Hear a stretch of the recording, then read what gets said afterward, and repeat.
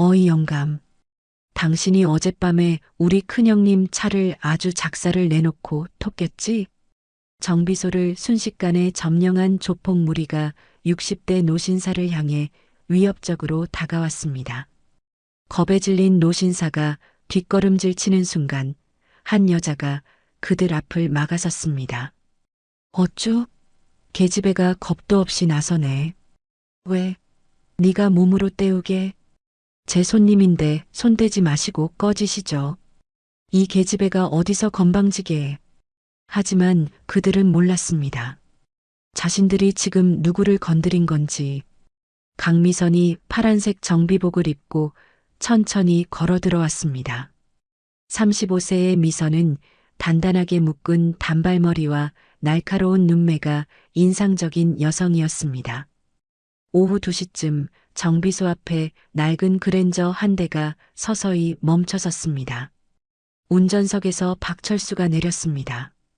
60대 초반의 박철수는 15년째 이 차를 타고 다니는 미선의 단골 손님이었습니다.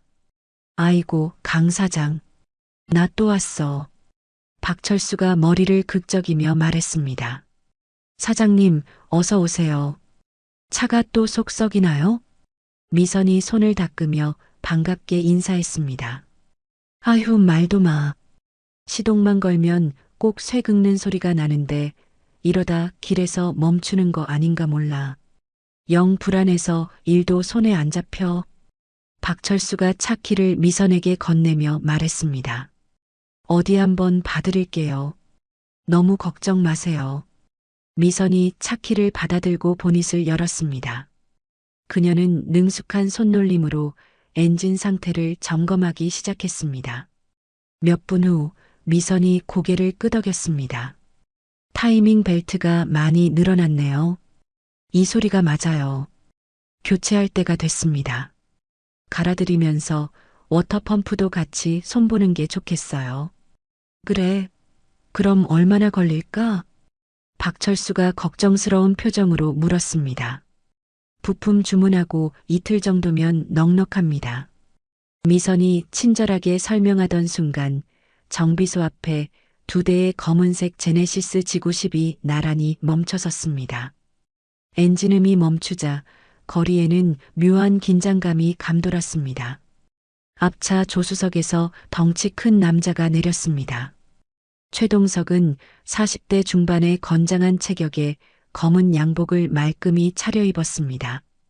선글라스 너머로 차가운 시선이 번뜩였습니다. 뒤이어 4명의 조직원들이 더 내렸습니다.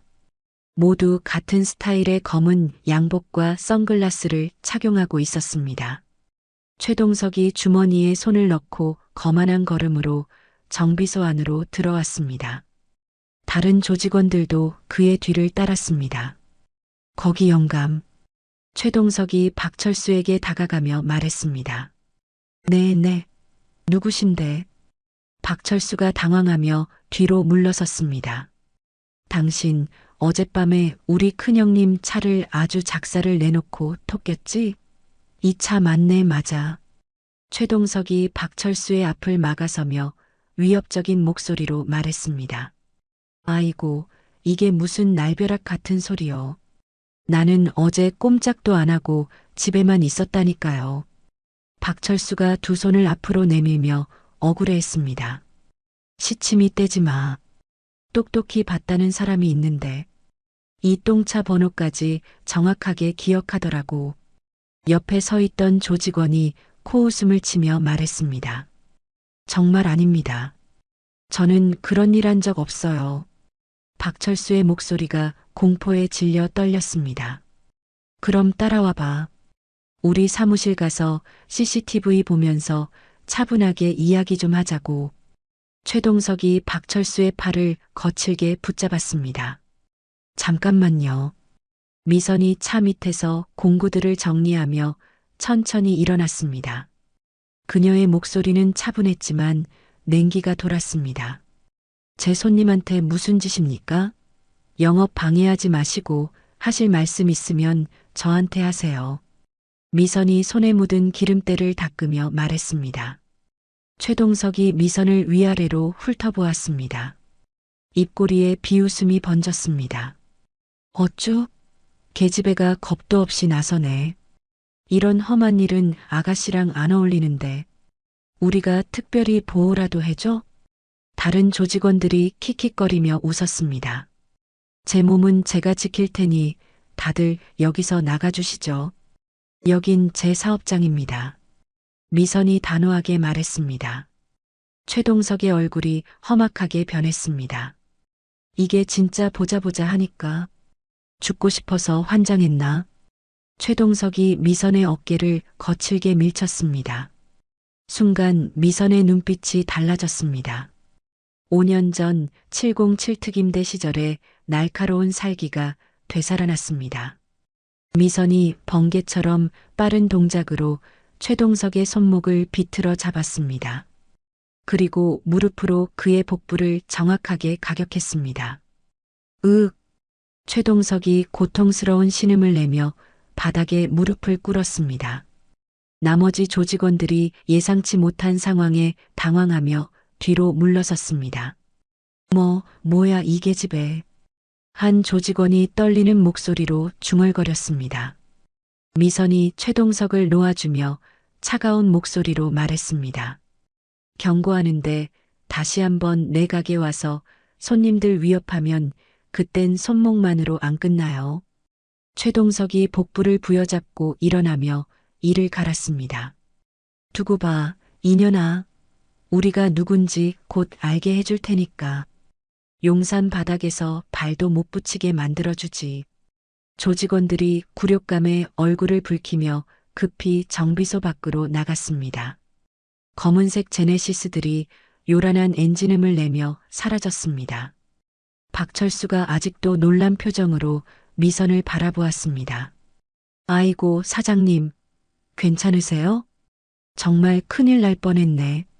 내가 다리가 후들거려서 정말 고맙습니다. 수리비는 2배, 아니 3배라도 드릴게요. 아이고, 괜찮습니다. 약속한 금액만 주시면 돼요. 얼른 들어가서 푹 쉬세요.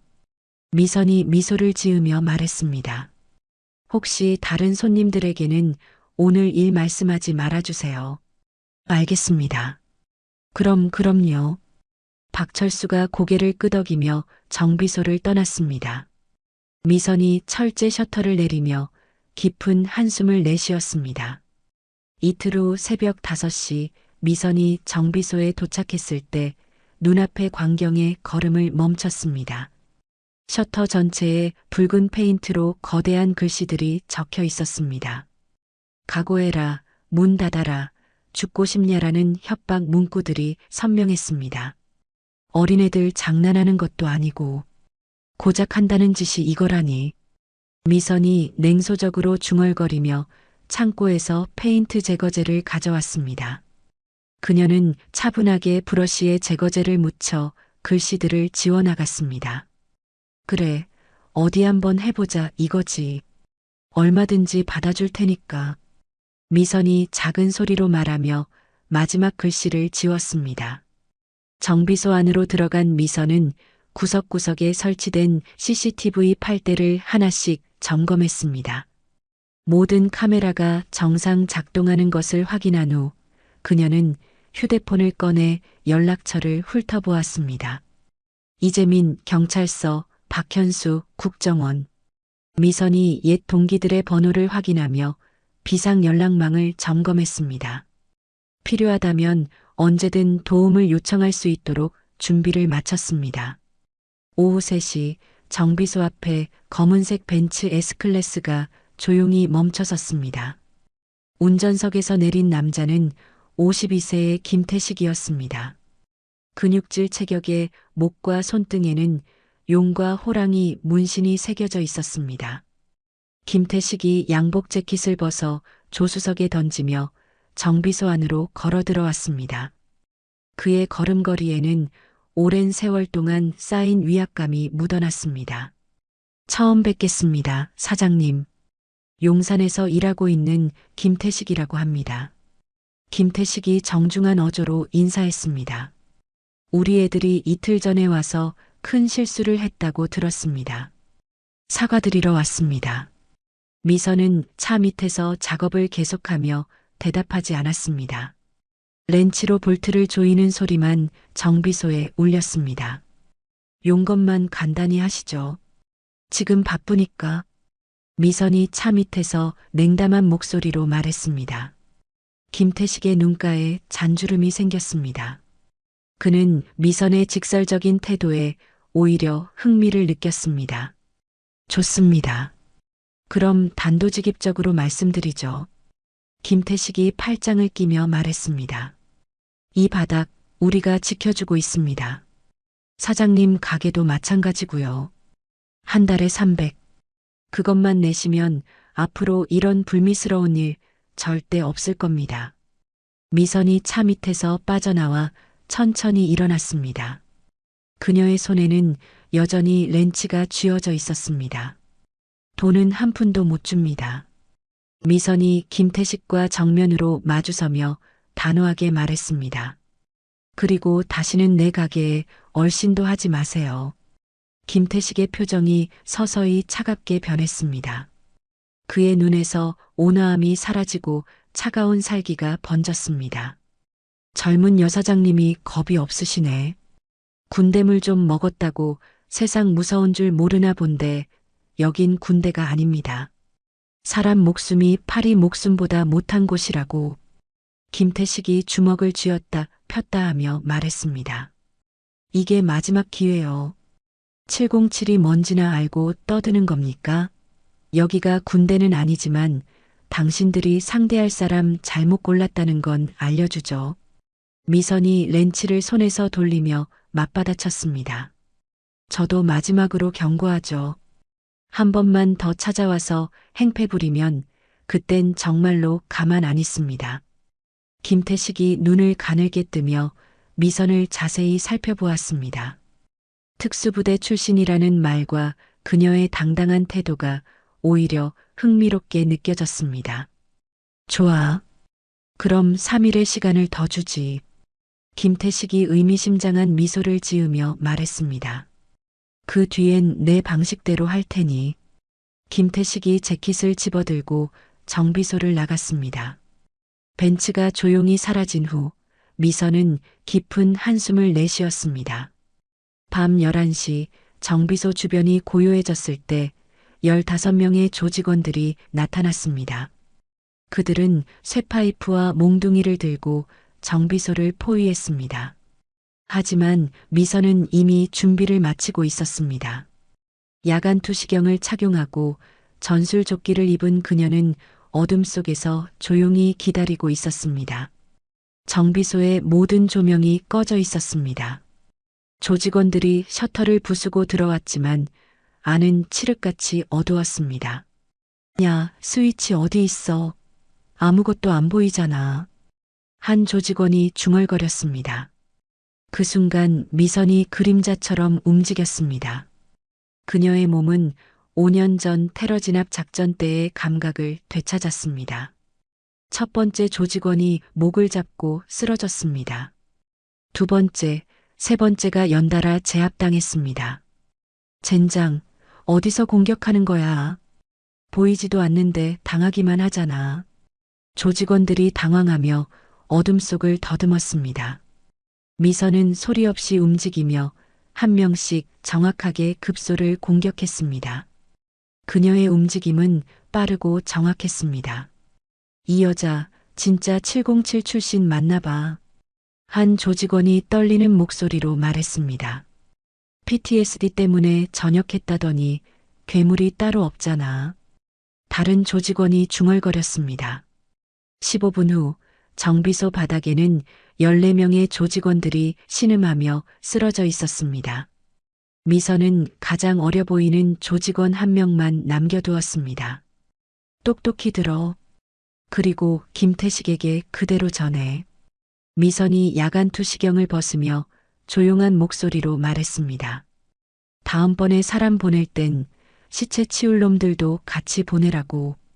아니면 깨끗하게 포기하든가. 어린 조직원이 고개를 끄덕이며 급히 정비소를 빠져나갔습니다. 조용함이 다시 찾아온 정비소에서 미선은 작은 냉장고를 열었습니다. 소주 한 병을 꺼내 종이컵에 따라 마셨습니다. 갑자기 그녀의 손이 미세하게 떨리기 시작했습니다. 5년 전 테러 진압 작전에서 동료 3명을 잃었던 기억이 되살아났습니다. 진우야, 성호야, 민서가. 미선이 작은 소리로 동료들의 이름을 불렀습니다. 그녀는 서랍에서 작은 약통을 꺼내 진정제 한 알을 입에 넣었습니다. 벽에 걸린 4명의 사진이 어둠 속에서 미선을 조용히 지켜보고 있었습니다. 다음 날 오전, 김태식은 사무실에서 부하들을 불러 모았습니다. 그의 얼굴에는 분노와 굴욕감이 뒤섞여 있었습니다. 그 계집애 하나 때문에 조직 전체가 놀림감이 됐어. 당장 강미선이란 년 뒷조사 싹 다 해와. 김태식이 책상을 주먹으로 치며 말했습니다.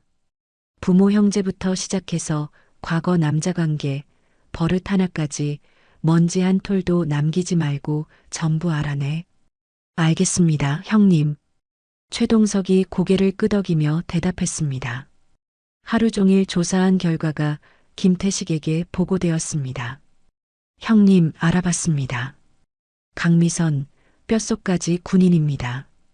707특임대 중령 출신으로 5년 전 작전에서 동료들을 잃고 PTSD로 전역했습니다. 최동석이 서류를 펼치며 설명했습니다. 국가유공자라 함부로 건드리기도 껄끄럽습니다. 현재 정신과 치료를 받고 있고 가족, 연인, 친구 하나 없이 세상과 담쌓고 혼자 지냅니다. 김태식의 눈에서 차가운 빛이 번졌습니다. 혼자? 좋아. 아주 좋아. 김태식이 의자에 기대며 말했습니다. 주먹으로 안 되면 말려 죽여야지. 그 동네 전체가 그년을 왕따시키게 만들어. 어떻게 하시겠습니까? 정비소 단골부터 시작해서 주변 가게들 전부 찾아가. 강미선이랑 말 한마디라도 섞으면 가게 문 닫을 줄 알라고 똑똑히 일러둬. 3일 후부터 미선의 일상의 변화가 시작되었습니다. 분식집 사장 김순자가 정비소로 찾아왔습니다. 그녀의 얼굴에는 미안함과 두려움이 섞여 있었습니다. 미선아, 언니가 정말 미안하다. 순자가 고개를 숙이며 말했습니다. 어제 그놈들이 가게에 찾아와서 행패를 부리는데 나도 먹고 살아야지. 애들 생각하면 어쩔 수가 없어. 당분간만 우리 보지 말자. 응? 순자 언니 괜찮아요. 무슨 말인지 알아요. 미선이 놀란 표정으로 물었지만 이내 담담하게 대답했습니다. 그놈들이 언니 가게를 부수겠다고 협박했어요? 언니 잘못 아니잖아요. 이해해요. 순자가 눈물을 글썽이며 말했습니다. 정말 미안해, 미선아. 그 다음은 세탁소 사장이었습니다. 그리고 편의점 사장까지. 모두 같은 이유로 미선과의 관계를 정리하겠다고 말했습니다. 일주일 사이에 단골 손님 7명이 모두 발길을 끊었습니다. 강 사장님 죄송합니다. 이번엔 다른 곳에 맡겨야 할 것 같습니다. 미안해요. 애들 엄마가 절대 가지 말라고 해서요. 저도 어쩔 수가 없어요. 심지어 부품 공급업체들도 거래를 중단했습니다. 강 사장님 정말 죄송하게 됐습니다. 위에서 압박이 들어와서 저희도 어쩔 도리가 없습니다. 미선은 하루 종일 텅 빈 정비소에 혼자 앉아 있었습니다. 벽에 걸린 동료들의 사진만이 그녀를 바라보고 있었습니다. 결국 또 혼자구나. 미선이 작은 소리로 중얼거렸습니다. 그때 정비소 앞에서 덜컹거리는 소리가 들렸습니다. 17세 소년이 고장난 125cc 오토바이를 끌고 나타났습니다. 김지우는 찢어진 청바지와 낡은 후드티를 입고 있었지만 눈빛만큼은 맑고 순수했습니다. 저기 오토바이 고칠 수 있을까요? 지훈이 조심스럽게 물었습니다. 지금 당장 돈은 없는데 꼭 이래서 일주일 안에 가져다 드릴게요. 정말이에요. 미선이 고개를 들어 지훈을 바라보았습니다. 모든 사람이 떠난 상황에서 찾아온 이 소년에게서 묘한 친근감이 느껴졌습니다. 들어와요. 돈은 나중에 생각하고 일단 어디가 아픈지부터 봅시다. 미선이 일어나며 말했습니다. 지훈이 안도의 표정을 지으며 오토바이를 정비소 안으로 밀고 들어왔습니다.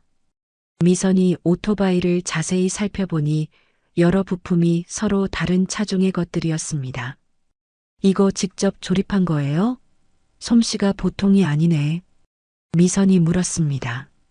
길에 버려진 폐차였어요. 지훈이 솔직하게 대답했습니다. 석 달 동안 부품 주어서 고쳤어요. 정말 훔친 건 아니에요. 미선이 지훈의 진실한 눈빛을 보며 고개를 끄덕였습니다. 대단하다. 이걸 혼자서 다 고쳤다고? 네.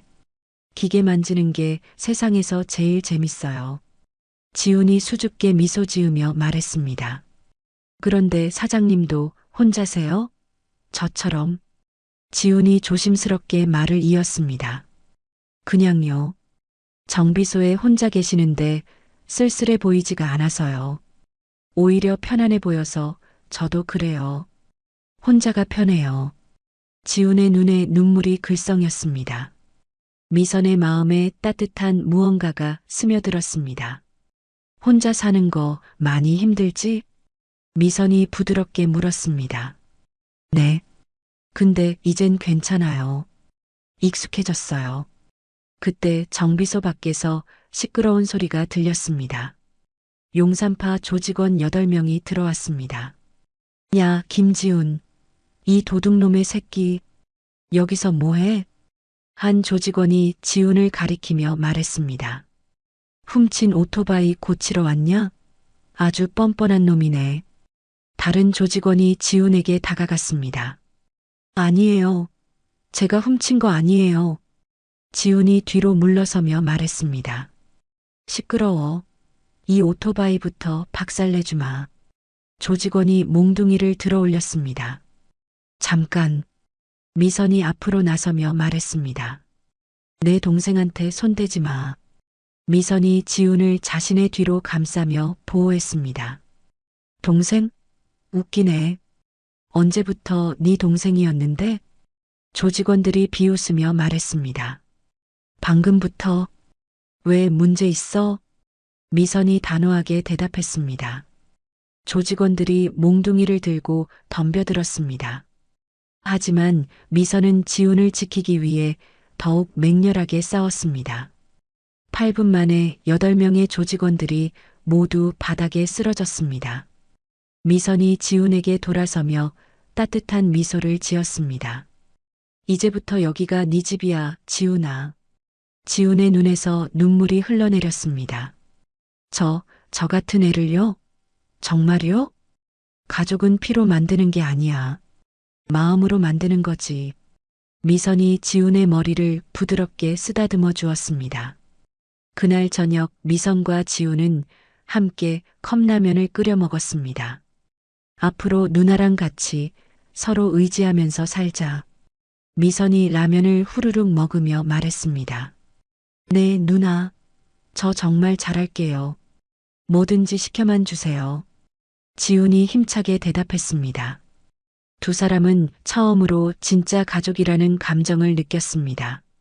한편 김태식은 보고를 받고 냉소적으로 웃었습니다. 좋아. 드디어 약점이란 게 생겼군. 김태식이 담배를 입에 물며 말했습니다.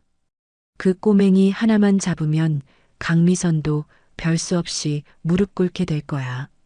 형님, 언제 움직이시겠습니까? 바로 내일 밤. 애들 30명 전부 동원해서 이 지긋지긋한 싸움 끝장을 본다. 다음 날 미선과 지훈은 함께 정비소 주변에 간단한 방어시설을 만들었습니다. 지훈아, 무슨 일 생기면 무조건 이 번호로 전화해. 미선이 종이에 적힌 번호를 지훈에게 건네며 말했습니다. 그리고 약속대로 뒷문으로 나가서 편의점 지하실에 숨어 있어. 알았지? 누나는 어떡하고? 지훈이 걱정스럽게 물었습니다. 누나는 괜찮아. 절대 걱정하지 마. 오후 9시 30명의 조직원들이 정비소를 완전히 포위했습니다. 김태식이 직접 확성기를 들고 나타났습니다. 강미선, 듣고 있는 거 안다. 그 애새끼만 순순히 내보내면 네 목숨은 살려주마. 하지만 미선은 이미 지훈을 편의점 지하실로 피신시킨 후였습니다. 그녀는 정비소 지붕 위에서 야간 투시경을 착용하고 기다리고 있었습니다. 오늘 여기서 전부 끝낸다. 미선이 작은 소리로 중얼거렸습니다. 김태식이 정비소 문을 발로 차며 들어오는 순간 미선이 지붕에서 뛰어내려 그를 기습 공격했습니다. 30분간의 치열한 전투가 시작되었습니다. 미선은 707 특임대 시절의 모든 기술을 동원해 조직원들을 하나씩 제압해 나갔습니다. 마침내 김태식과의 1대1 대결이 벌어졌습니다. 김태식이 칼을 꺼내 위협하자 미선도 전술용 칼을 뽑아들었습니다. 10분 후 미선이 김태식을 완전히 제압하고 칼끝을 그의 목에 댔습니다. 약속하시죠. 다시는 이 동네 사람들, 그리고 내 동생 앞에 나타나지 않겠다고 미선이 차가운 목소리로 말했습니다. 모든 상인들한테 걸었던 협박 당장 중단하세요. 김태식이 완전히 굴복하며 고개를 끄덕였습니다. 알겠다. 용산파는 오늘부로 후암동에서 철수한다. 김태식이 일어나며 미선에게 깊이 고개를 숙였습니다. 당신 같은 사람은 우리가 상대할 레벨이 아니었어. 김태식과 조직원들이 모두 사라진 후 지훈이 편의점에서 뛰어나왔습니다. 누나. 지훈이 미선을 꼭 안으며 울었습니다. 괜찮아? 다친 데 없어? 이제 정말 끝난 거야? 응, 지훈아. 다 끝났어. 이제 우리 둘만의 평화로운 시간이야. 미선이 지훈을 안으며 미소 지었습니다. 용산파와의 마지막 전투가 끝난 지 일주일 후 미선은 결국 병원 침대에 누워있게 되었습니다. 갈비뼈 2개가 금이 갔고 어깨는 탈구되어 깁스를 하고 있었습니다. 누나, 몸은 좀 어때? 밥은 먹었고? 오늘은 우유가 좀 땡길 것 같아서 사왔어. 지훈이 병실 문을 열고 들어오며 물었습니다. 그의 손에는 편의점에서 산 바나나 우유와 샌드위치가 들려 있었습니다. 매일 이렇게 안 와도 돼. 너도 내 공부해야지. 미선이 걱정스럽게 물었습니다. 에이, 검정고시는 나중에 봐도 되지만 누나는 지금 돌봐줄 사람이 나밖에 없잖아. 누나가 훨씬 중요해.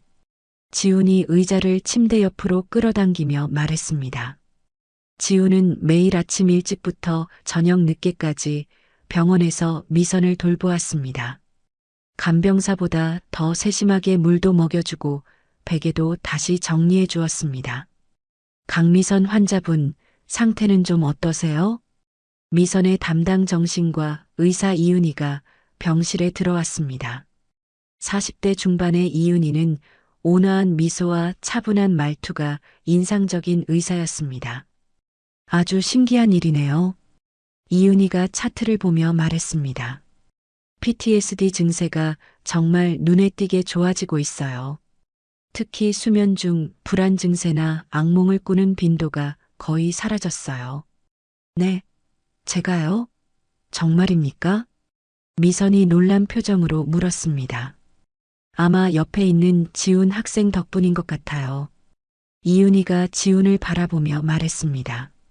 누군가를 지키고 돌봐야 한다는 책임감이 역설적으로 미선 씨 본인의 상처를 치유하고 있는 겁니다.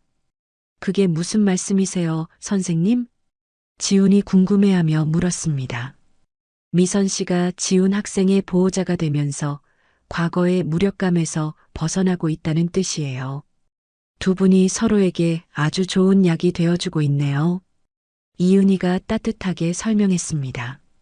그날 저녁 병실에 둘만 남았을 때 지훈이 조심스럽게 입을 열었습니다. 누나, 나 누나한테는 내 진짜 얘기 다 해도 돼? 바보 같은 소리. 당연하지. 무슨 이야기든 다 들어줄게. 미선이 고개를 끄덕이며 말했습니다. 나는 부모님 얼굴이 기억도 안 나. 지훈이 창밖을 바라보며 천천히 말하기 시작했습니다. 7살 때 집에 불이 나서 돌아가셨거든. 그 뒤로는 계속 보육원이었는데 거긴 집이 아니었어. 그냥 버티는 곳이었지. 지훈의 목소리가 떨렸습니다. 원장님은 애들을 자기 돈벌이 수단으로만 생각했어. 때리는 건 일상이었고 밥을 굶는 날도 많았고 정말 지옥이었어. 그래서 17에 도망쳐 나왔구나. 미선이 지훈의 손을 잡아주며 말했습니다. 응. 반년 동안 길에서 박스 깔고 잤어. 겨울엔 정말 이러다 얼어 죽는구나 싶었는데 지훈이 눈물을 글썽이며 말했습니다. 누나 만나고 처음으로 알았어. 따뜻한 집, 내 편이 있다는 게 뭔지. 미선의 가슴이 뭉클해졌습니다. 지훈아, 지난 일은 우리가 바꿀 수 없어. 미선이 지훈의 머리를 쓰다듬으며 말했습니다. 하지만 앞으로는 바꿀 수 있어.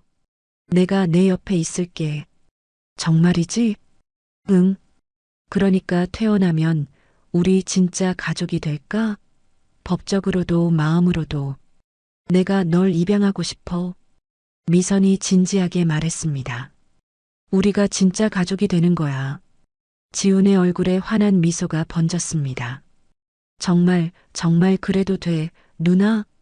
당연하지. 우린 이미 가족인걸. 2주 후 미선이 퇴원했을 때 정비소는 완전히 달라져 있었습니다. 지훈이 혼자서 깨끗하게 정리하고 새로운 공구들도 정리해 두었습니다. 세상에, 이걸 너 혼자 다 한 거야? 정비소가 아주 번쩍번쩍하네. 미선이 감탄하며 말했습니다. 이제부터 진짜 기술을 가르쳐 줄게. 미선이 지훈에게 말했습니다. 오전에는 검정고시 준비하고 오후에는 나한테 정비 배우는 거다. 알았지? 네, 누나. 뭐든지 다 배울 자신 있어요. 지훈이 힘차게 대답했습니다. 지훈은 놀라운 손재주를 보였습니다. 한 달 만에 간단한 오일 교체와 타이어 교체는 혼자서도 척척 해냈습니다. 우리 지훈이 손재주가 보통이 아니네. 나보다 낫다. 미선이 지훈의 작업하는 모습을 보며 흐뭇해했습니다. 한편 용산파 사건이 지역 뉴스에 보도되면서 정비소에는 더 많은 손님들이 찾아오기 시작했습니다. 여기 사장님이 그 조폭들 소탕한 여자분 맞죠? 실력도 용산 최고라던데 소문 듣고 왔습니다. 이런 곳은 돈으로 혼쭐을 내줘야 해.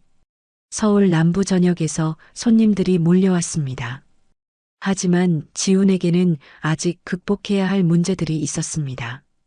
가끔 고아원에서 배운 거친 말투가 나왔습니다. 아, 진짜. 이 망할 놈의 볼트가 왜 이렇게 안 풀려. 지훈이 작업하다가 욕설을 내뱉었습니다. 지훈아, 그런 나쁜 말은 이제 쓰지 않기로 약속하자. 미선이 부드럽게 타이르며 말했습니다. 천천히 고쳐나가면 돼. 누나가 옆에서 도와줄게. 죄송해요, 누나. 나도 모르게 그만. 지훈이 고개를 숙이며 사과했습니다. 어느 날 정비소에 예상치 못한 방문객들이 찾아왔습니다. 50대 여성과 사회복지사 2명이었습니다. 김지훈 학생, 여기 있었네요. 여성이 단호한 목소리로 말했습니다. 저는 지훈이가 있던 샛별 보육원 원장 박정희입니다. 미선의 얼굴이 굳어졌습니다. 보호자 동의 없이 시설을 이탈한 미성년자는 즉시 복귀해야 합니다. 박정희가 공식적인 어조로 말했습니다. 지금 바로 저희와 함께 가야겠습니다. 잠깐만요. 미선이 앞으로 나서며 말했습니다. 지훈이는 이제 제 보호 아래 있습니다. 제가 책임지겠습니다. 법적으로 아무 관계도 아닌 분이 무슨 책임입니까? 아이 장래를 생각한다면 이런 허름한 정비소가 아니라 제대로 된 시설에서 보호받아야죠. 박정희가 냉정하게 대답했습니다. 2시간에 걸친 격렬한 논쟁이 벌어졌습니다. 제대로 된 시설이요? 밥도 안 주고 매질이나 하던 곳이 제대로 된 시설입니까? 미선이 목소리를 높이며 말했습니다. 원장님이 말하는 아이의 장래가 뭔지 제가 모를 것 같으세요? 어디서 근거도 없는 소리를 하세요. 명예훼손입니다. 박정희가 딱 잡아떼며 말했습니다. 이 아이 절대 못 보냅니다. 제가 책임질 겁니다. 미선이 단호하게 선언했습니다. 필요하다면 법정까지 갈 생각입니다. 박정희가 당황한 표정을 지었습니다. 변호사 선임해서 정식으로 입양 절차 밟을 겁니다. 지훈이가 그곳에서 겪은 일 필요하다면 법정에서 전부 다 밝히겠습니다. 미선이 확고한 의지를 보였습니다. 결국 박정희는 빈손으로 돌아갔습니다. 누나, 나 때문에 변호사 비용까지 쓰게 만들어서 어떡해. 지훈이 미안해하며 말했습니다. 이 녀석아, 그런 소리 하라고 가족된 거 아니야. 미선이 지훈을 꼭 안으며 말했습니다. 내가 꼭 성공해서 세상에서 제일 멋진 동생이 될게. 누나 자랑스럽게 해줄게. 지훈이 눈물을 흘리며 다짐했습니다. 한 달 후 미선과 지훈은 가정법원에서 입양 서류를 제출했습니다. 이제 서류상으로도 빼도 박도 못하는 진짜 가족이네, 우리. 미선이 지훈의 어깨에 손을 올리며 말했습니다. 응, 누나. 정말 꿈만 같아. 지훈이 환하게 웃으며 대답했습니다. 그 과정에서 미선 자신도 큰 변화를 느꼈습니다.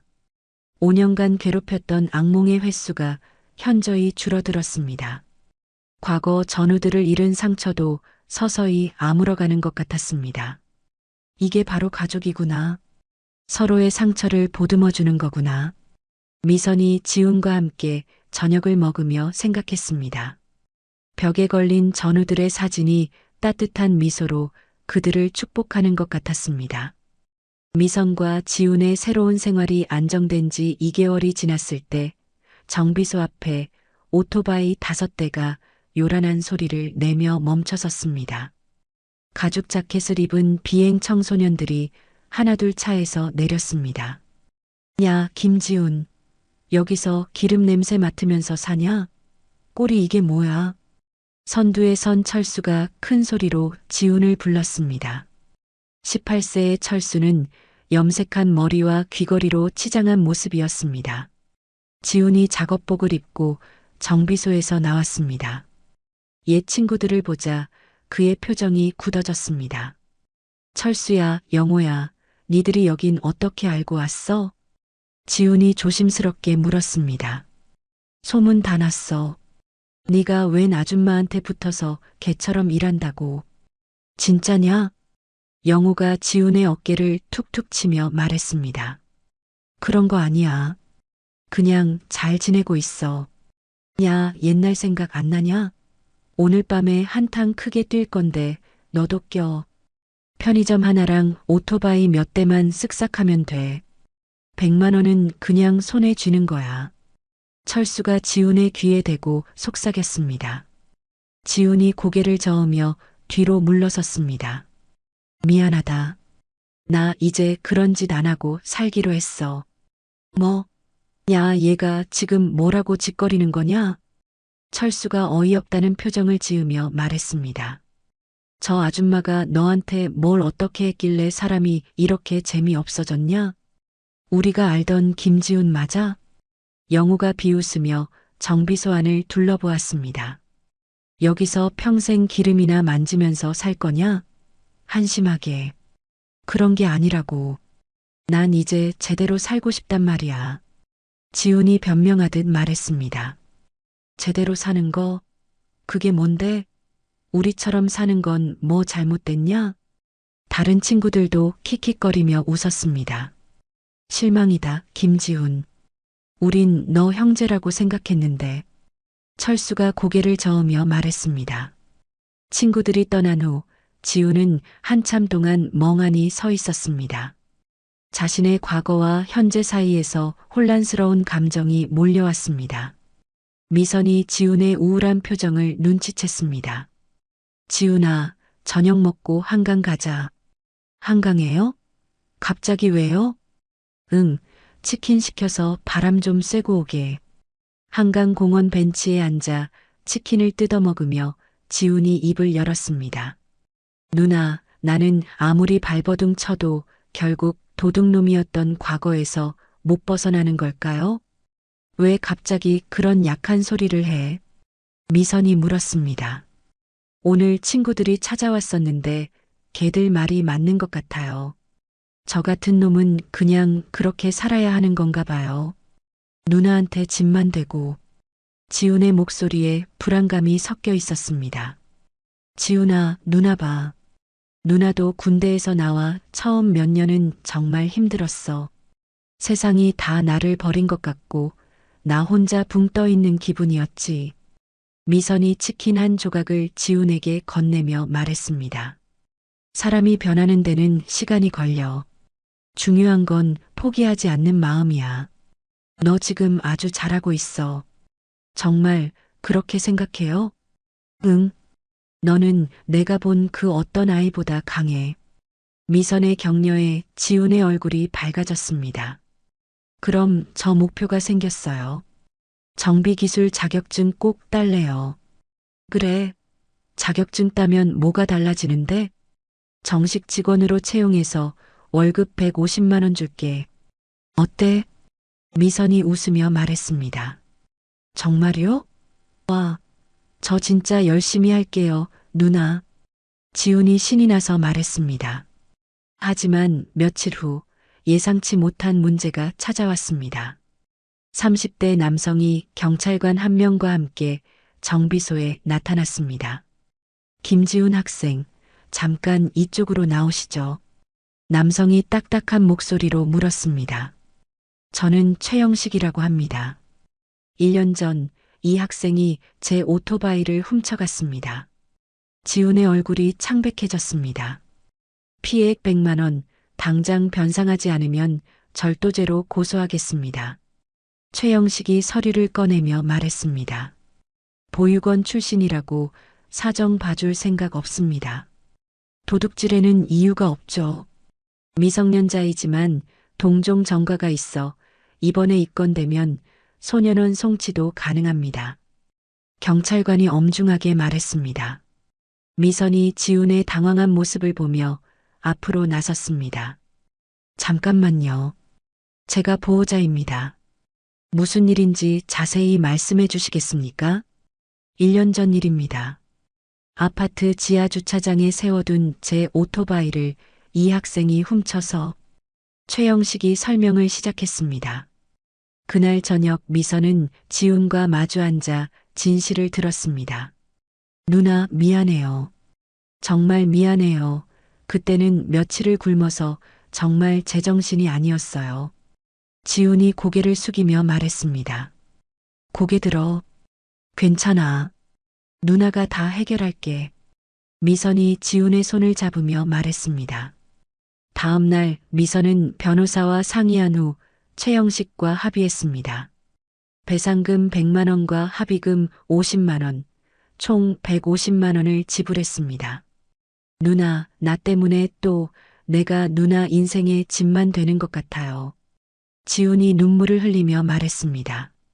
제가 사라지는 게 누나를 돕는 길인 것 같아요. 저 그냥 떠날게요. 정신 차려, 김지훈. 미선이 지훈을 꼭 안으며 말했습니다. 가족이 뭔데? 힘들 때 서로 등 돌리는 게 가족이야? 좋은 일 있을 때만 같이 웃는 게 가족이냐고. 하지만 제가 자꾸 누나를 힘들게 하잖아요. 이 바보야, 네가 없으면 누나는 어떡하라고. 네가 떠나면 누나는 더 외로워져. 미선이 지훈의 어깨를 토닥이며 말했습니다. 앞으로 이런 일 또 있어도 괜찮아. 같이 해결하면 돼. 우린 가족이니까. 다음 주 정기 상담에서 이은희 의사가 말했습니다. 정말 놀랍네요. 미선 씨의 트라우마 수치가 정상 범위까지 내려왔어요. 두 분은 서로를 살리는 관계입니다. 그런가요, 선생님? 미선이 물었습니다. 네. 서로의 상처를 보듬어주면서 함께 성장하고 계세요. 가장 이상적인 가족의 모습이에요. 이은희가 미소를 지으며 말했습니다. 미선의 무조건적인 사랑과 신뢰 속에서 지우는 점차 자신감을 회복했습니다. 정비 실력도 눈에 띄게 늘어났습니다. 누나, 저 나중에 꼭 누나처럼 훌륭한 정비사가 될 거예요. 지훈이 작업하며 말했습니다. 그래서 이 정비소 제가 물려받을래요. 당연하지. 이 가게는 처음부터 내 것이었어. 미선이 흐뭇하게 웃으며 말했습니다. 미선 역시 지훈을 돌보면서 자신의 PTSD 증상이 많이 호전되었음을 느꼈습니다. 이 아이가 내 삶에 들어온 건 신이 주신 선물이구나. 미선이 혼자 중얼거렸습니다. 우리는 서로를 구원한 거야. 그날 저녁 두 사람은 함께 라면을 끓여 먹으며 미래 계획을 세웠습니다.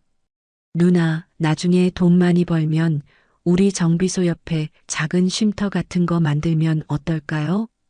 지훈이 꿈에 부푼 목소리로 말했습니다. 나처럼 갈 곳 없는 애들한테 잠자리도 주고 누나가 기술도 가르쳐 주는 거예요. 우리 지훈이 다 컸네. 그런 기특한 생각도 하고. 미선이 지훈의 머리를 쓰다듬으며 말했습니다. 당연히 좋지. 그 꿈 누나랑 같이 꼭 이루자. 벽에 걸린 동료들의 사진이 따뜻한 미소로 그들을 지켜보고 있었습니다. 지훈이 검정고시에 합격한 지 6개월 후 평온한 어느 오후에 정비소 앞에 고급 승용차 한 대가 멈춰섰습니다. 45세 남성이 정장을 차려입은 변호사와 함께 내렸습니다. 실례합니다만 김지훈 군이 여기 있다고 들었습니다. 남성이 정비소 안을 둘러보며 물었습니다. 제가 지훈이 친아버지 되는 김철민입니다. 미선과 지훈이 놀란 표정으로 서로를 바라보았습니다. 친아버지라니요? 지훈이는 부모님이 안 계신다고. 미선이 당황하며 물었습니다. 제 아들을 되찾으러 왔습니다. 법적으로요. 김철민이 서류 가방을 열며 말했습니다. 젊었을 때 한 실수였습니다. 아기 엄마는 사고로 가고 저 혼자서는 도저히 아이를 건사할 자신이 없어 잠시 시설에 맡겼던 겁니다. 이제 사업으로 크게 성공했으니 아들을 데려와 제대로 된 환경에서 키우고 싶습니다. 변호사가 서류를 꺼내며 말했습니다. 친부로서 친권을 회복하고 아드님에 대한 양육권을 주장하는 바입니다. 지훈이 창백한 얼굴로 뒤로 물러섰습니다. 필요 없습니다. 당신이 누군지 모르겠지만 내 아버지는 아닙니다. 아들아, 그렇게 말하면 곤란하지. 유전자 검사라도 해볼까? 김철민이 냉정하게 말했습니다. 일주일 후 DNA 검사 결과가 나왔습니다. 김철민이 지훈의 친아버지라는 것이 확실히 증명되었습니다. 이제 어떡하면 좋죠? 미선이 변호사 사무실에서 고민에 잠겼습니다. 현행법상 친부의 양육 의지가 확고할 경우 혈연 관계가 없는 양육자는 매우 불리합니다. 변호사가 난처한 표정으로 말했습니다. 이길 가능성이 거의 없다는 말씀이시군요. 안타깝지만 현실이 그렇습니다. 미선은 깊은 절망에 빠졌습니다. 피보다 진한 정으로 키웠는데 법은 피만 인정해주고 있었다. 정비소로 돌아온 미선에게 지훈이 다가왔습니다. 누나, 아무 걱정하지 마세요. 지훈이 단호한 목소리로 말했습니다. 저는 죽어도 저 사람 안 따라가요. 제 가족은 세상에 누나 한 사람뿐이에요. 미선이 사설 탐정을 고용해 김철민을 조사했습니다. 며칠 후 충격적인 사실이 드러났습니다. 김철민, 사기 전과 산범의 현재 도박 빚이 3천만 원입니다. 탐정이 보고서를 건네며 말했습니다. 재혼은커녕 변변한 직업도 없습니다. 지훈 군을 데려가려는 건 강미선 씨에게 양육비나 합의금을 뜯어내려는 수작으로 보입니다. 미선의 얼굴에 분노가 번졌습니다. 다음 날 미선은 김철민과 직접 만났습니다. 제발 부탁드립니다. 지훈이가 겨우 마음 잡고 잘 살아가고 있습니다. 아이를 위해서라도 그냥 이대로 살게 해주시면 안 되겠습니까? 미선이 간절하게 부탁했습니다. 그 아이 당신 때문에 얼마나 고생하며 살았는지 아세요? 어허, 어디서 감정에 호소하고 그러세요? 김철민이 손을 흔들며 말했습니다. 법은 법이고 현실은 현실입니다. 다만 저도 사람인지라 협상의 여지는 있습니다. 한 달에 300. 양육비 명목으로 그 정도만 지원해 주시면 제가 굳이 친권을 주장하지는 않겠습니다. 월 300만 원이라고요? 네. 내 아들 잘 키워주는 값인데 그 정도는 하셔야죠. 김철민이 뻔뻔하게 말했습니다. 미선이 2시간 동안 설득했지만 김철민은 돈 얘기만 했습니다. 그날 저녁 지훈이 가방을 싸고 있었습니다. 지훈아, 너 지금 뭐 하는 거야? 미선이 놀라며 물었습니다. 누나, 아니 엄마. 나 그냥 저 사람 따라갈게. 지훈이 눈물을 참으며 말했습니다. 나 때문에 엄마가 매달 그런 큰 돈을 낼 수는 없어. 내가 짐이 되면 안 되잖아. 안 돼. 어딜 가? 짐이라니, 누가 짐이야? 너는 짐이 아니라 내 전부야, 이 녀석아. 미선이 지훈의 가방을 뺏으며 외쳤습니다. 미선의 눈에서 눈물이 흘러내렸습니다. 돈은 엄마가 어떻게든 벌면 돼. 근데 너 없으면 엄마는 다시 옛날로 돌아가. 혼자 캄캄한데 갇혀서 살아야 한다고. 그래도 괜찮아? 지훈이 미선을 꼭 끌어안았습니다. 엄마, 나도 싫어. 저 사람 따라가기 싫어. 지훈이 흐느끼며 말했습니다. 여기가 내 집인데, 엄마가 내 진짜 가족인데, 내가 어떻게 떠나? 그래, 내 아들. 그러니까 우리 끝까지 싸우자. 절대 포기하지 마. 미선이 지훈을 안으며 다짐했습니다. 다음 주 미선은 변호사와 상의해서 김철민과 협상했습니다. 매월 100만 원씩 드리겠습니다. 그 이상은 저도 힘듭니다. 대신 지훈이는 제가 계속 키우겠습니다. 고작 100이라니 너무 짜게 구시네. 김철민이 불만을 표했습니다. 그게 제가 드릴 수 있는 전부입니다. 대신 한 달에 한 번 아이를 만나는 건 허락해드리죠. 결국 김철민이 조건을 받아들였습니다. 좋습니다. 그렇게 하죠. 내 아들이니 얼굴은 가끔 봐야지. 김철민의 관심이 오직 돈에만 있다는 것이 명확했습니다. 한 달 후 미선과 지훈은 법정에서 정식 양자 관계를 성립시켰습니다. 이제 서류로도 마음으로도 완벽한 내 아들이네. 미선이 지훈의 어깨에 손을 올리며 말했습니다. 엄마 덕분에 제가 다시 태어났어요. 지훈이 감사의 마음을 담아 말했습니다. 정말 고맙습니다, 엄마. 정비소에는 다시 평화롭고 따뜻한 일상이 찾아왔습니다. 지훈은 정비 기술도 늘고 고등학교 졸업장도 취득하며 19세가 된 모범적인 청년으로 성장했습니다. 어느 화창한 가을날 오후 검은색 BMW 530i가 엔진에서 하얀 연기를 내뿜으며 정비소 앞에 급하게 멈춰섰습니다. 완벽한 정장 차림에 명품 시계를 찬 잘생긴 30대 남자가 당황한 표정으로 차에서 내렸습니다. 저기요. 차에서 갑자기 연기가 나는데 이거 터지는 거 아닙니까? 어떡하죠? 남자가 어쩔 줄 몰라 하며 물었습니다. 미선과 지훈이 서로 눈을 마주치고 미소를 지었습니다. 또 다른 새로운 만남이 시작되려는 것 같았습니다. 걱정 마세요. 저희가 한번 봐드리겠습니다. 미선이 친절하게 대답하며 차에게 다가갔습니다. 지훈도 호기심 어린 눈으로 BMW를 바라보았습니다. 검은색 BMW에서 내린 남자는 박준호였습니다. 32세의 준호는 대한민국 최고 로펌 김앤장 소속의 파트너 변호사였습니다. 완벽하게 다림질된 정장과 반짝이는 구두, 그리고 손목의 명품 시계가 그의 지위를 말해주었습니다. 아, 저기 큰일 났습니다. 차에서 막 연기가 나는데 이거 혹시 폭발하는 거 아닙니까? 준호가 차 보닛을 열어보며 당황해했습니다. 하얀 연기가 계속 나오고 있었지만 그는 무엇을 해야 할지 전혀 몰랐습니다. 손님, 진정하세요. 폭발 안 합니다. 지훈이 친근하게 다가가며 말했습니다. 일단 저희 누나가 한번 볼게요. 차는 대한민국 최고 전문가입니다. 정말요? 아, 다행이네요.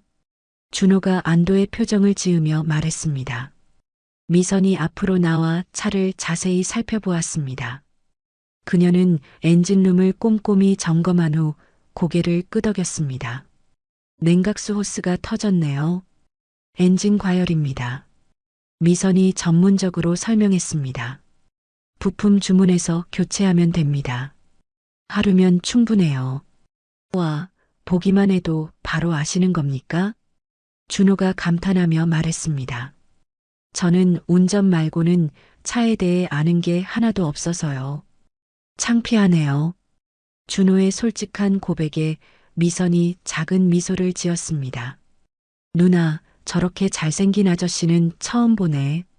드라마 주인공 같아. 지훈이 장난스럽게 말했습니다. 일이나 제대로 해, 김지훈. 미선이 당황하며 지훈을 나무랐습니다. 하지만 그녀의 얼굴이 살짝 붉어지는 것을 감출 수 없었습니다. 아닙니다. 괜찮아요. 준호가 웃으며 말했습니다. 그런데 차 수리가 끝날 때까지는 어디서 기다리는 게 좋을까요? 바로 앞에 카페가 하나 있습니다. 거기 계시면 수리 끝나는 대로 연락드리겠습니다. 미선이 친절하게 알려주었습니다. 30분 후 준호가 다시 정비소로 돌아왔습니다. 그의 얼굴에는 곤란한 표정이 떠 있었습니다. 정말 죄송한데 혹시 와이파이 좀 쓸 수 있을까요? 준호가 조심스럽게 물었습니다. 카페 인터넷이 너무 느려서요. 지금 당장 처리해야 할 급한 업무 메일이 있는데 제 사무실 쓰세요. 비밀번호 없습니다. 미선이 망설임 없이 제안했습니다. 아닙니다. 어떻게 일을 하시는데 제가 괜찮습니다. 어차피 전 현장에 있어야 하니까요. 이쪽으로 오시죠. 미선이 준호를 작은 사무실로 안내했습니다. 준호가 노트북을 열고 일을 시작했습니다. 미선은 작업하면서도 가끔 사무실 쪽을 흘끔거렸습니다. 네, 이사님. 계약서 조항 다시 확인했습니다. 리스크는 네, 제가 책임지고 관리하겠습니다. 준호가 전화를 받으며 말했습니다. 아닙니다. 직원들 처우 문제까지 그렇게 몰아붙이시면 안 됩니다. 그건 별개의 건입니다. 네, 다시 보고 드리겠습니다. 미선은 준호의 따뜻하고 배려심 깊은 목소리에 호감을 느꼈습니다. 하지만 동시에 자신과는 너무 다른 세계 사람이라는 생각에 거리감도 느꼈습니다. 점심시간이 되자 지훈이 준호에게 다가갔습니다. 손님, 식사는 하셨어요? 아니요, 일 때문에 아직. 그럼 저희랑 같이 드시죠. 누나가 오늘 김치찌개 아주 맛있게 끓였는데. 지훈이 밝게 웃으며 말했습니다. 제가 그래도 될까요? 폐를 끼치는 것 같아서. 에이, 무슨 폐예요? 한국인은 밥심이죠. 어서 오세요. 세 사람은 정비소 한쪽에 놓인 작은 탁자에 둘러앉았습니다. 미선이 직접 끓인 김치찌개에서 구수한 냄새가 났습니다. 와, 정말 맛있습니다. 준호가 진심으로 말했습니다. 솔직히 말씀드리면 이렇게 누구랑 마주보고 앉아서 따뜻한 밥 먹는 게 얼마만인지 모르겠습니다. 변호사님들은 보통 식사 어떻게 하세요? 지훈이 호기심 어린 목소리로 물었습니다. 매일 서류 더미에 파묻혀서 5분 만에 샐러드를 입에 우겨 넣는 게 일상이죠. 사는 게 전쟁터 같아서 밥이 입으로 들어가는지 코로 들어가는지도 모를 때가 많습니다. 준호가 씁쓸하게 웃으며 말했습니다. 여기는 시간이 멈춘 것처럼 참 편안하고 좋네요. 미선은 준호의 소탈하고 진솔한 모습에 의외라는 느낌을 받았습니다. 차가운 엘리트일 줄만 알았는데 생각보다 인간적이고 따뜻한 사람 같았다. 오후 4시경 차 수리가 완료되었습니다. 역시 전문가시네요. 완벽하게 고쳐주셨습니다. 준호가 수리비를 지불하며 감사 인사를 했습니다. 앞으로 차에 문제 생기면 무조건 여기로 오겠습니다. 준호가 정중하게 명함을 건넸습니다. 혹시 법률적인 문제 생기시면 언제든 편하게 연락 주십시오. 미선이 명함을 받아보고 놀랐습니다. 김앤장 법무법인 파트너 변호사 박준호라고 적혀 있었습니다. 정말 대단한 분이셨네요. 미선이 말했지만 동시에 거대한 벽을 느꼈습니다. 역시 자신과는 사는 세계가 다른 사람이었다. 준호가 떠난 후 지훈이 미선에게 다가왔습니다. 누나, 저 아저씨 진짜 괜찮은 사람 같지 않아? 지훈이 눈을 반짝이며 말했습니다. 그리고 내가 보니까 누나한테 100% 관심 있어. 눈에서 꿀이 뚝뚝 떨어지던데. 쓸데없는 소리 하지 마. 저런 사람이 나 같은 사람한테 왜 관심을 갖겠어. 미선이 강하게 부정했습니다. 그냥 손님이니까 친절하게 대한 것뿐이야. 하지만 미선의 마음 한구석에는 작은 설렘이 자리 잡고 있었습니다. 일주일 후 정말로 준호가 다시 나타났습니다. 이번에는 더 새로운 BMW를 타고 왔습니다. 저 혹시 바쁘지 않으시면 타이어 공기압 한 번만 봐주실 수 있을까요? 준호가 다소 어색하게 말했습니다. 지훈이 미선을 슬쩍 바라보며 의미심장하게 웃었습니다. 거짓말. 저 아저씨 100% 누나 보러 온 거야. 내기할까? 지훈이 미선의 귀에 속삭였습니다. 아니라고 했지. 미선이 부정했지만 목소리에 확신이 없었습니다. 내심 설레는 마음을 감출 수 없었습니다. 공기압, 네 짝 다 정상입니다. 미선이 점검을 마친 후 말했습니다. 아, 제가 잘못 봤나 보네요. 괜히 시간만 뺏어서 죄송합니다. 준호가 머리를 긁으며 웃었습니다. 미선은 준호의 지속적인 방문에 묘한 기대감을 느꼈습니다. 하지만 동시에 학력과 신분 차이 때문에 마음을 열기가 두려웠습니다. 저기 강미선 씨, 혹시 괜찮으시다면 제가 감사 인사도 제대로 못 드린 것 같아서 근처에서 커피라도 한 잔. 준호가 조심스럽게 제안했습니다. 미선의 가슴이 두근거렸지만 그녀는 거리를 두려고 노력했습니다. 아, 저 지금은 좀 일이 밀려서요. 죄송합니다. 아, 그러시군요. 알겠습니다. 그럼 다음에. 준호가 아쉬운 표정을 지으며 돌아섰습니다. 미선은 그의 뒷모습을 바라보며 복잡한 마음을 감출 수 없었습니다. 다음 날 오전, 준호가 또다시 정비소에 나타났습니다. 이번에는 에어컨 점검을 부탁한다며 어색하게 웃고 있었습니다. 변호사님, 또 오셨네요. 오늘은 또 어디가 고장 나셨어요? 지훈이 의미심장한 미소를 지으며 말했습니다. 아니, 그게 겨울이라 에어컨에서 이상한 소리가 나는 것 같기도 하고. 준호가 당황하며 변명했습니다. 변호사님, 지금 장난하세요? 겨울에 에어컨 트세요? 지훈이 직설적으로 말했습니다. 답답해서 제가 그냥 말씀드릴게요. 우리 누나 좋아하시죠? 맞죠? 그럼 그렇게 핑계대고 찾아오지 마시고 남자답게 그냥 고백하세요. 김지훈. 미선이 놀라며 지훈을 나무랐습니다. 아닙니다. 그게 아니라 정말로 이 정비소 실력이 워낙 출중하셔서. 준호가 얼굴을 붉히며 변명했습니다. 미선은 준호의 진심을 알아챘습니다. 묘한 기분과 함께 어떻게 대응해야 할지 몰라 당황했습니다. 변호사님처럼 대단한 분이 저 같은 사람 때문에 자꾸 여기 드나드시면 구설에 오르기 딱 좋습니다. 미선이 은근히 거리를 두려 했습니다. 괜한 오해 사지 마시고 이제 그만 오세요. 오해가 아닙니다. 준호가 진지한 표정으로 말했습니다. 솔직히 말씀드리면 여기 오는 시간이 제게는 하루 중 유일한 휴식입니다. 미선의 가슴이 두근거렸습니다. 아이고, 내가 부품 가게에 주문한 걸 깜빡했네. 금방 다녀올게요. 지훈이 눈치를 보며 자리를 피했습니다. 두 분 천천히 얘기 나누세요. 지훈이 나간 후 정비소 안에는 둘만 남았습니다. 어색한 침묵이 흘렀습니다. 미선 씨. 준호가 조심스럽게 입을 열었습니다.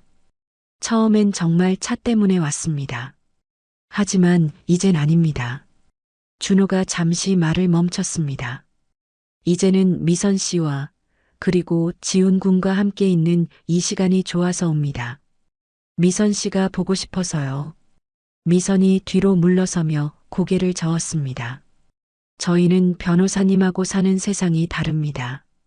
여긴 기름때 묻히면서 하루 벌어 하루 사는 곳이에요. 세상이 다르면 어떻습니까? 준호가 한 걸음 다가가며 말했습니다.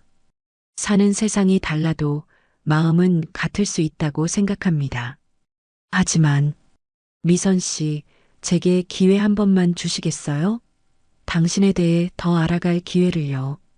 준호의 간절한 목소리에 미선의 마음이 흔들렸습니다. 하지만 미선은 여전히 망설였습니다. 그 후로도 준호는 꾸준히 정비소를 찾아왔습니다. 때로는 미선이 좋아할 만한 커피를, 때로는 지훈을 위한 과자를 가져왔습니다. 이거 미선 씨 드시라고 사왔습니다. 이 집 커피가 향이 좋더라고요. 준호가 고급 원두 커피를 건네며 말했습니다. 지훈아, 이건 내 거다. 너 이 집 케이크 좋아한다고 했지? 지훈에게는 유명한 빵집의 케이크를 가져다 주었습니다. 겨울이 깊어진 어느 날 미선이 독감에 걸렸습니다. 고열에 시달리며 정비소에서 쓰러져 버렸습니다. 누나, 정신 좀 차려봐, 누나. 지훈이 급히 미선을 부축했습니다. 이러다 큰일 나겠어. 병원 가야 해. 마침 정비소에 있던 준호가 즉시 차를 가져왔습니다. 지훈아, 119 부를 시간 없어. 내 차에 태워. 빨리. 병원에서 치료를 받은 미선은 집으로 돌아왔습니다. 하지만 여전히 몸이 몹시 아팠습니다. 지훈아, 너도 며칠 동안 잠도 못 자고 힘들었잖아. 오늘은 들어가서 푹 쉬어. 준호가 지훈에게 말했습니다. 누나는 내가 책임지고 간호할게. 준호는 밤새 미선의 열을 재고 물수건을 갈아주었습니다. 죽을 끓여서 조심스럽게 먹여주기도 했습니다. 좀 괜찮으세요? 열이 아직 있네요. 준호가 미선의 이마에 손을 대며 물었습니다. 평소 강하기만 한 미선의 약하고 여린 모습을 보며 준호는 더욱 애틋하고 보호하고 싶은 감정을 느꼈습니다. 며칠 후 회복한 미선은 지훈에게 속마음을 털어놓았습니다. 지훈아, 나 정말 모르겠어. 미선이 작은 소리로 말했습니다. 저렇게 반듯하고 좋은 사람이 왜 나 같은 사람을, 이건 말이 안 되잖아. 누나. 지훈이 힘차게 대답했습니다. 왜 자꾸 누나를 낮춰? 누나는 세상에서 제일 멋있어. 강하고 정직하고 따뜻하잖아. 변호사 아저씨가 보는 눈이 있는 거지. 그러니까 자신감을 좀 가져, 제발. 그래도 자신이 없는 걸. 누나, 저는 두 사람이 진짜 잘 됐으면 좋겠어요. 누나가 행복해지는 걸 보고 싶다고요. 지훈이 적극적으로 격려했습니다. 며칠 후 준호가 용기를 내서 말했습니다. 미선 씨, 저와 저녁 식사 한번 해주시겠습니까? 미선이 놀란 표정을 지었습니다. 정식으로 데이트 신청하는 겁니다. 기름 냄새 말고 맛있는 음식 냄새 맡으면서 미선 씨 사는 이야기도 더 듣고 싶고 제 사는 이야기도 들려주고 싶습니다. 준호가 진지하게 말했습니다. 미선이 한참 동안 망설였습니다. 마음 한편으로는 설렜지만 다른 한편으로는 두려웠습니다. 좋아요. 그럼 한번 만나볼게요. 미선이 조심스럽게 대답했습니다. 준호의 얼굴에 환한 미소가 번졌습니다. 정말입니까? 와, 정말 고맙습니다. 대신 너무 기대는 마세요. 우리는 그냥 서로 알아가는 거니까요. 물론입니다. 천천히 미선 씨 속도에 맞출게요. 준호가 고개를 끄덕이며 말했습니다. 지훈이 뒤에서 지켜보며 흐뭇하게 웃었습니다. 미선과 준호의 첫 데이트 날이 왔습니다. 준호는 강남의 고급 프렌치 레스토랑을 예약해 두었습니다. 와, 이런 곳은 태어나서 처음 와봐요. 미선이 레스토랑 내부를 둘러보며 말했습니다. 하지만 그녀의 표정은 어색해 보였습니다. 복잡한 식기들과 격식을 차린 분위기에 미선은 어떻게 해야 할지 몰라 했습니다. 미선 씨, 혹시 음식 입에 안 맞으세요? 표정이 안 좋으신데. 준호가 미선의 표정을 살피며 물었습니다. 아니에요. 음식은 좋은데 제가 이런 곳은 영 불편해서요. 미선이 솔직하게 대답했습니다. 미안합니다. 제가 생각이 짧았네요. 준호가 즉시 제안했습니다. 그럼 우리 그냥 소주 한잔하러 갈까요? 제가 아는 기가 막힌 곳이 있습니다. 소주요? 지금요? 네, 여기가 더 불편하실 겁니다. 두 사람은 동네 포장마차로 자리를 옮겼습니다. 빨간 천막 아래 작은 테이블에 앉아 소주와 안주를 시켰습니다. 아, 이제야 좀 살 것 같네요. 미선이 편안한 표정으로 말했습니다. 진작 이렇게 모실 걸 그랬습니다. 죄송해요. 준호가 소주잔을 들며 웃었습니다. 처음이라 좋은 모습만 보여드리고 싶었는데 미선 씨가 편한 게 제일 중요하죠. 미선은 준호의 세심한 배려심에 깊이 감동했습니다. 준호 씨는 참 다정한 분이시네요. 미선 씨야말로 솔직해서 더 좋습니다. 준호가 진심으로 말했습니다. 두 번째 소주병을 시킬 무렵 미선이 입을 열었습니다. 제 과거 이야기 괜찮으시면 들어주실래요? 물론입니다. 어떤 이야기든 다 좋습니다. 저는 사실 707특임대 중사였습니다. 미선이 천천히 말하기 시작했습니다. 5년 전 인질 구출 작전에서 제 바로 옆에 있던 동료 셋을 잃었습니다. 그 뒤로 사람이 많은 곳이나 너무 조용한 곳에 가면 숨이 막힐 때가 있어요. 미선이 지훈과의 만남과 함께 살게 된 이야기까지 모두 털어놓았습니다. 혼자서 정말 힘든 시간을 견뎌내셨군요. 준호가 미선의 손을 잡으며 말했습니다. 그런 아픔들이 지금의 미선 씨를 더 단단하고 멋진 사람으로 만든 거라고 생각합니다. 존경스러워요. 정말 그렇게 생각하세요? 물론입니다. 미선 씨는 제가 아는 그 누구보다 강하고 훌륭한 사람이에요. 이번에는 준호가 자신의 이야기를 했습니다. 저는 매일 이기는 법만 배우면서 살았습니다. 준호가 소주를 한 모금 마시며 말했습니다. 재판에서 이기고 협상에서 이기고 그런데 돌아보면 제 곁엔 아무도 없더군요. 이기는 게 다 무슨 소용인가 싶었습니다. 미선 씨와 지훈이를 만나기 전까지는요. 지금은 괜찮으세요? 두 사람을 만나고 처음으로 알았습니다. 준호가 미소를 지으며 말했습니다. 이기는 행복보다 함께하는 행복이 훨씬 더 크다는 거요.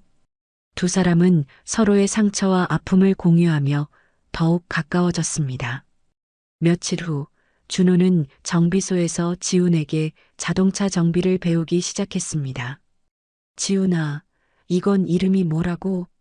이걸 돌리면 저게 움직이는 거야? 준호가 엔진룸을 들여다보며 물었습니다. 변호사님, 그건 스패너고요. 이건 볼트예요. 아, 법전 보는 것보다 이게 더 어렵죠? 지훈이 친절하게 설명했습니다. 어렵지만 정말 재밌네. 세상에 쓸모없는 지식이란 없구나. 준호가 감탄하며 말했습니다. 미선은 준호의 겸손하고 성실한 노력에 완전히 마음을 열었습니다. 누나, 준호 변호사님 진짜 괜찮은 분이지? 내 말이 맞지? 지훈이 미선에게 말했습니다. 누나처럼 멋진 사람이 혼자 늙으면 국가적 손실이야. 너는 말을 해도 난 두 사람이 꼭 결혼했으면 좋겠어. 진심으로. 지훈이 적극적으로 응원했습니다. 준호의 로펌 동료들도 그의 변화를 놀라워했습니다. 박변 요즘 얼굴에 웃음꽃이 폈어. 칼퇴근은 기본이고 주말 출근도 안 하고 연애하지? 스트레스 받아서 날카롭던 모습이 싹 사라졌네. 네, 제 인생을 바꿔준 사람을 만났습니다. 준호가 행복하게 웃으며 말했습니다. 덕분에 사는 게 뭔지 이제야 알 것 같습니다. 미선도 주변 상인들에게 준호를 소개했습니다. 어머, 우리 미선이 드디어 연애하는구나. 얼굴이 아주 활짝 폈네, 폈어? 분식집 사장 순자가 반갑게 말했습니다. 인물도 훤하고 미선이한테 하는 거 보니까 아주 끔뻑 죽던데. 잘 만났어. 모두들 미선의 변화를 진심으로 축하해 주었습니다. 크리스마스 이브가 되었습니다. 준호는 정비소에 아름다운 크리스마스 트리를 가져왔습니다. 우와, 진짜 예쁘다. 우리 집에도 트리가 생겼네. 지훈이 신이 나서 말했습니다. 선물도 있지, 당연히. 준호가 정성스럽게 포장된 선물들을 꺼냈습니다. 세 사람은 작은 파티를 열었습니다. 서로에게 마음을 담은 선물을 주고받았습니다. 이렇게 가족이랑 크리스마스를 보내는 건 정말 처음이에요. 미선이 눈물을 글썽이며 말했습니다. 너무 따뜻해서 자꾸 눈물이 나네요. 크리스마스 저녁, 준호가 작은 상자를 꺼냈습니다. 미선 씨, 준호가 무릎을 꿇으며 말했습니다. 제 차가 고장났던 그날, 사실은 제 인생이 고장났던 날이었습니다. 당신을 만나서 제 인생을 수리할 방법을 배웠습니다. 제 옆에서 제 아내가 되어서 남은 인생을 함께 만들어가 주시겠습니까? 상자 안에는 아름다운 약속 반지가 들어 있었습니다.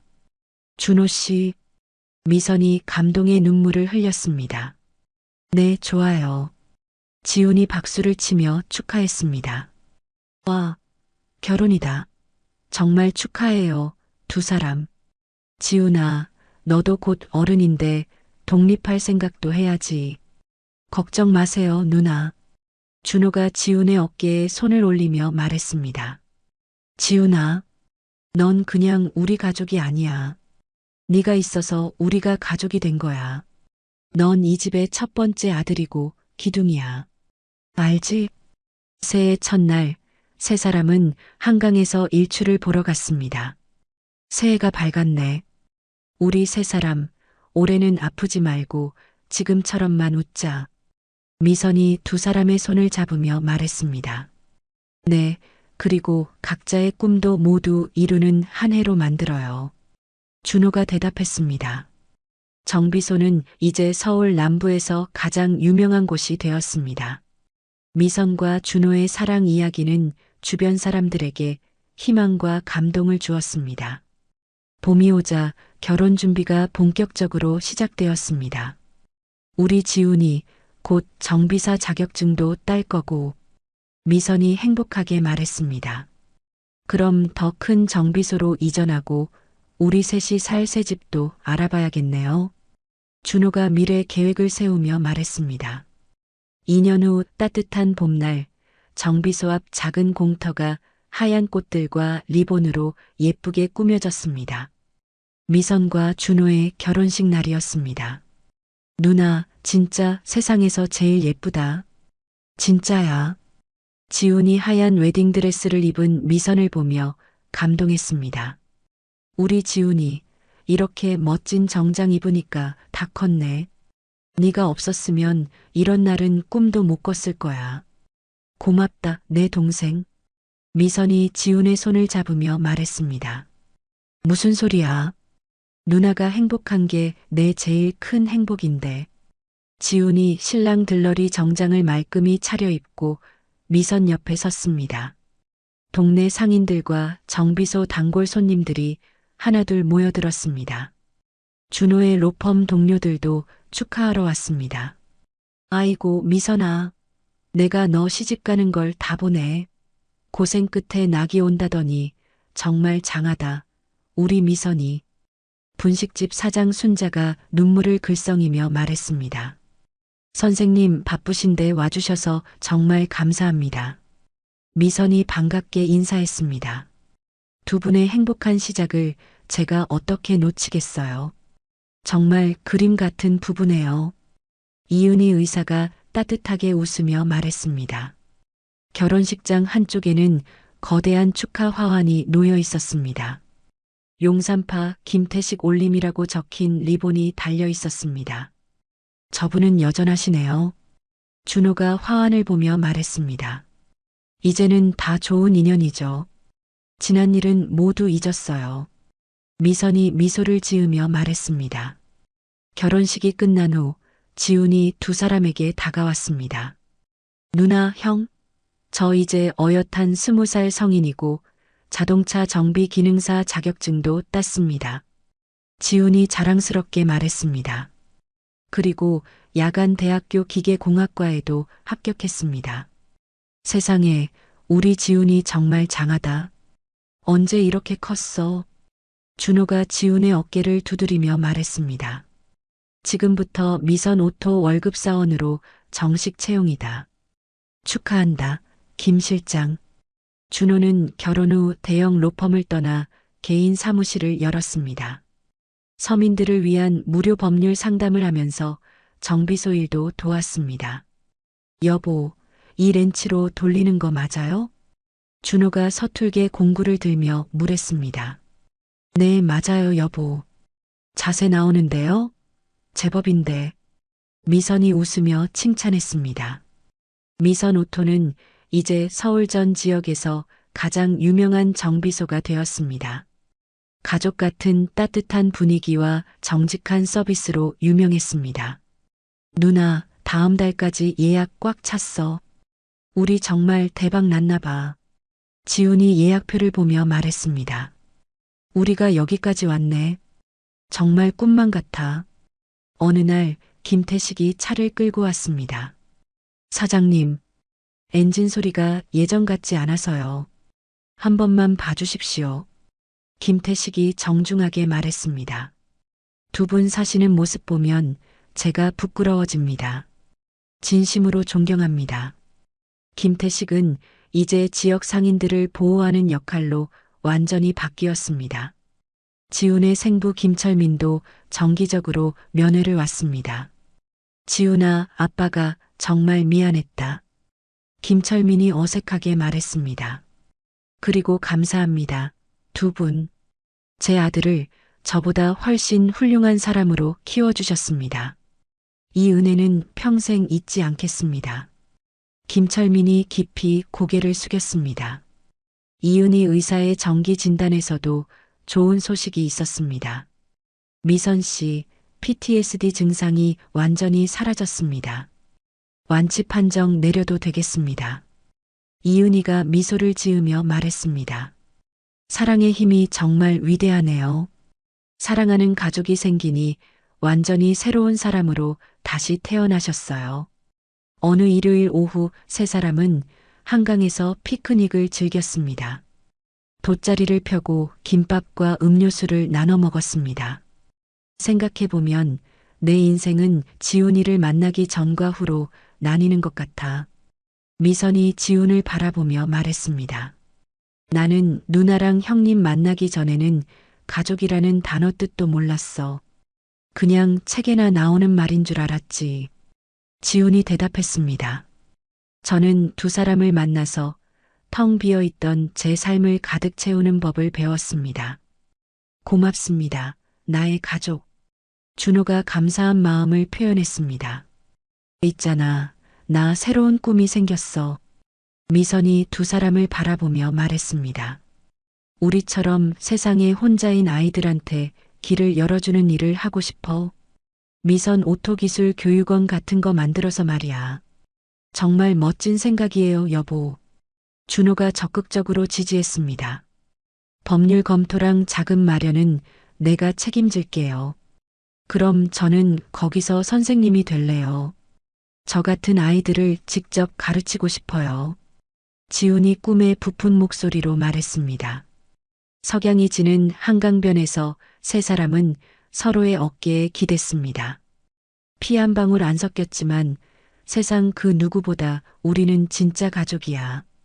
미선이 두 사람을 바라보며 말했습니다. 앞으로도 이렇게 함께 걸어가자. 네. 지훈과 준호가 힘차게 대답했습니다. 미선은 과거의 모든 상처와 외로움을 완전히 극복했습니다.